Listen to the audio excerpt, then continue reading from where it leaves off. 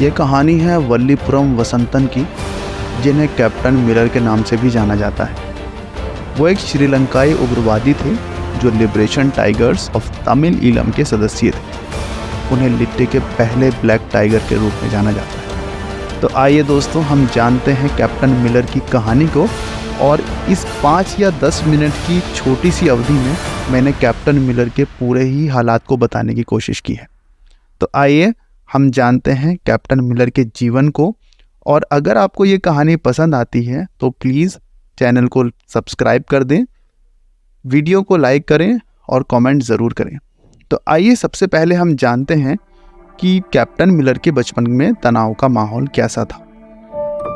तो 1966 में श्रीलंका के खूबसूरत शहर थुन्नालाई में कैप्टन मिलर का जन्म। वो एक मध्यम वर्गीय तमिल परिवार से ताल्लुक़ रखते थे।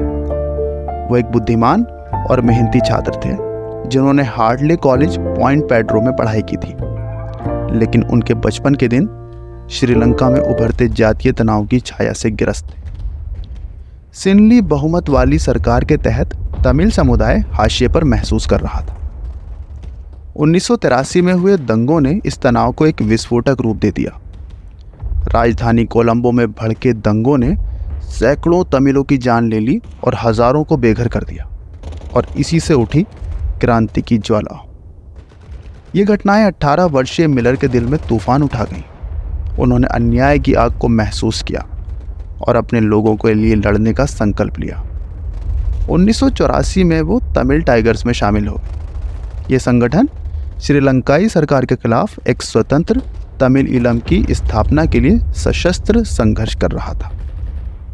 मिलर का दृढ़ निश्चय और साहस उन्हें जल्द ही संगठन में एक प्रमुख व्यक्ति बना देने वाला था। और इसी से होता है ब्लैक टाइगर का जन्म। 1987 आते आते श्रीलंका का गृहयुद्ध अपने चरम पर पहुंच चुका था। सरकार और टाइगर्स के बीच निर्णायक लड़ाइयां हो रही थी। उसी साल 5 जुलाई की रात को इतिहास बदलने वाला एक वाकया हुआ। श्रीलंकाई सेना जाफना के वाडमराची क्षेत्र को टाइगर्स से वापस लेने की योजना बना रही थी। उनके सैनिक नेलियाडी सेंट्रल कॉलेज में एक अस्थायी शिविर में आराम कर रहे हैं। यहीं पर कैप्टन मिलर ने एक ऐसा कदम उठाया जिसने सबको हिलाकर रख दिया। विस्फोटकों से भरे एक ट्रक को चलाते हुए वो सीधे कॉलेज की इमारत से टकरा गए। विस्फोटक में इमारत तहस नहस हो गई और 18 सैनिक मारे गए। इस आत्मघाती हमले ने श्रीलंका को झकझोर कर रख दिया। यही वह क्षण था जब कैप्टन मिलर ब्लैक टाइगर के नाम से अमर हो। अब यहाँ पर एक विवाद खड़ा हो। मिलर का बलिदान टाइगर्स के लिए प्रेरणा का स्रोत बना। उन्हें ब्लैक टाइगर्स का जनक कहा और उनका चेहरा संगठन के प्रतीक पर अंकित किया गया।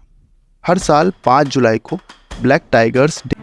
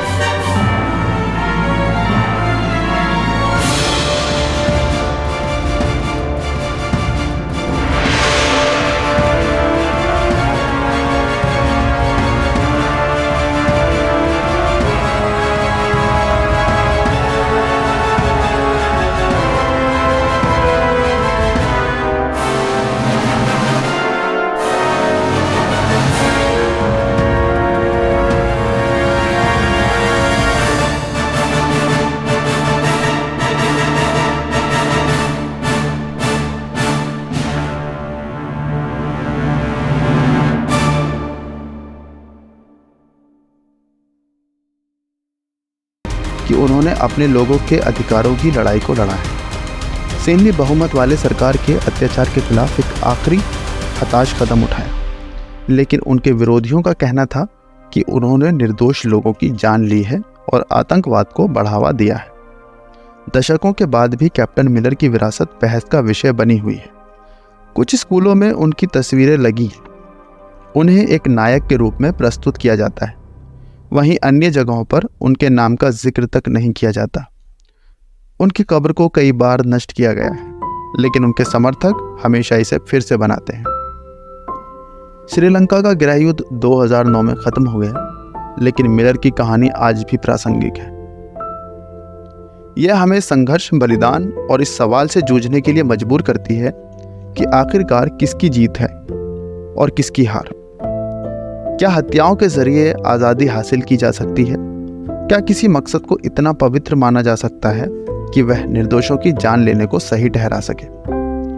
कैप्टन मिलर की कहानी उत्तर नहीं देती, बल्कि कई सवाल खड़े करती है।